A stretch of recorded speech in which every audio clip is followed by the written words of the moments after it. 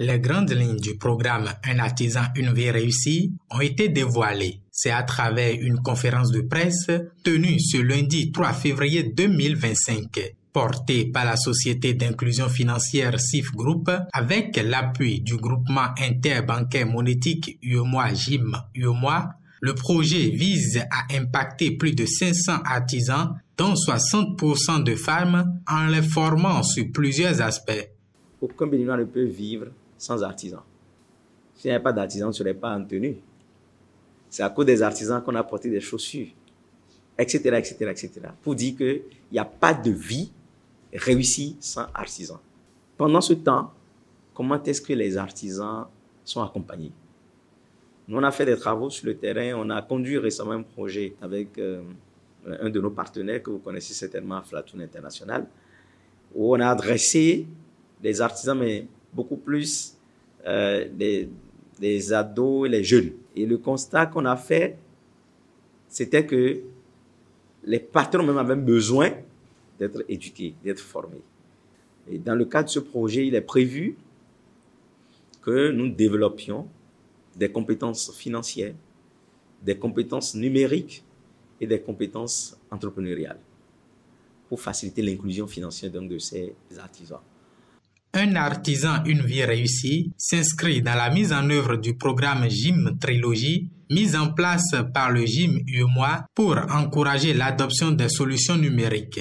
C'est vrai que notre mission principale, vue de l'ensemble des populations, c'est de promouvoir le système de paiement électronique. Mais quand nous voulons adresser cette mission, il est important pour nous d'inclure l'ensemble des populations. Il ne s'agit pas de faciliter l'accès à ce système de paiement électronique seulement à une frange de la population. Notre objectif, c'est de permettre à l'ensemble de la population, quelle que soit la couche sociale, d'accéder à ces produits financiers électroniques.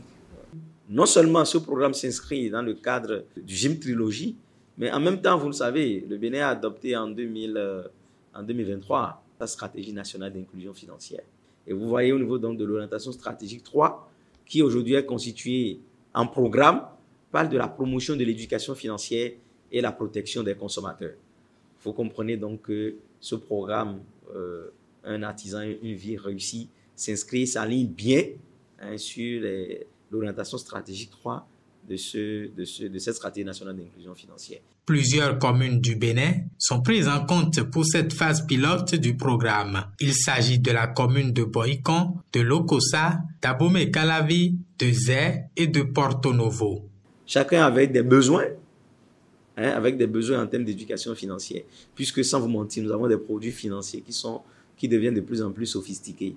Et quand les produits financiers ou les services financiers sont sophistiqués, il est important qu'on accompagne les utilisateurs donc dans la consommation, dans l'utilisation de ces produits et services. Donc voilà un peu le contexte dans lequel est né ce projet. Un artisan, une vie réussie. Donc, il y a 5 communes qui ont été retenues, mais vous êtes d'accord avec nous qu'il n'y a pas que 5 communes au Bénin. On en a 77. Vous êtes d'accord avec moi que nous n'avons pas que 500 artisans au Bénin.